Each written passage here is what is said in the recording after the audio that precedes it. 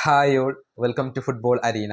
ഇന്നലത്തെ മത്സരത്തിന്റെ 79ാമത്തെ മിനിറ്റ് വരെ അർജന്റീൻ ആരാധകർ മുൾമുനയിലായിരുന്നു.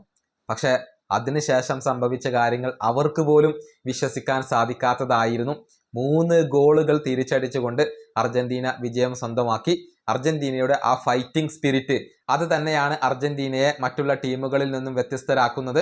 മെസ്സി മുന്നിൽ നിന്നും നയിക്കുന്നു, ബാക്കിയുള്ള താരങ്ങൾ മെസ്സിക്ക് വേണ്ടി കളിക്കുന്നു. അങ്ങനെയാണ് അർജന്റീന ഇപ്പോൾ മുന്നോട്ട് പോകുന്നത്. എന്നാൽ അർജന്റീനക്ക് ചില മുന്നറിയിപ്പുകൾ നൽകിക്കൊണ്ട് എഡു അഗ്യുറെ ഇപ്പോൾ രംഗത്ത് വന്നിട്ടുണ്ട്. സ്പാനിഷ് മാധ്യമ പ്രവർത്തകനാണ് എഡു അഗ്യുറെ.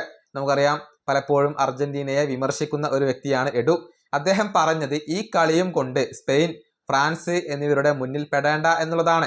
അതായത് സ്പെയിൻ, ഫ്രാൻസ് തുടങ്ങിയ ടീമുകളോട് ഈ കളിയും കൊണ്ട് ഫൈറ്റ് ചെയ്യാൻ അർജന്റീനക്ക് സാധിക്കില്ല എന്ന ഒരു വാണിംഗ് ആണ് എഡു അഗ്യുറെ ഇപ്പോൾ നൽകിയിട്ടുള്ളത്.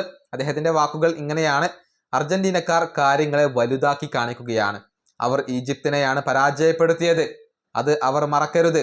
അവരുടെ പ്രകടനം മോശമാണ്. ഈ കളിയും വെച്ച് ഫ്രാൻസ്, സ്പെയിൻ തുടങ്ങിയ ടീമുകളോട് പോരാടാൻ അർജന്റീനക്ക് സാധിക്കില്ല. ഇതാണ് എഡു അഗ്യുറെ ഇപ്പോൾ പറഞ്ഞിട്ടുള്ളത്. എൽ ചിരിങ്കിറ്റോ ടിവിയുടെ മാധ്യമ പ്രവർത്തകനാണ് ഇദ്ദേഹം. ഇങ്ങനെയാണ് എന്നുണ്ടെങ്കിൽ വലിയ ടീമുകളെ ലഭിച്ചു കഴിഞ്ഞാൽ അർജന്റീന തോൽക്കും എന്നാണ് ഇദ്ദേഹത്തിന്റെ ഒരു പ്രഡിക്ഷൻ ആയിക്കൊണ്ട് വരുന്നത്. പക്ഷേ കഴിഞ്ഞ വേൾഡ് കപ്പിലും ഇത്തരത്തിലുള്ള ഒരുപാട് പ്രഡിക്ഷനുകൾ വന്നിരുന്നു.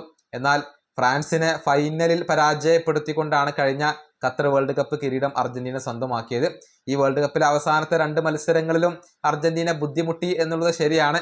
ആ മത്സരങ്ങളിലെ പോരായ്മകൾ സ്കലോണി അടുത്ത മത്സരത്തിൽ തിരുത്തും എന്നാണ് ആരാധകർ ഇപ്പോൾ പ്രതീക്ഷിക്കുന്നത്. ഈ വീഡിയോ അവസാനിപ്പിക്കുന്നു. അടുത്ത ടീമിനെ കാണാം.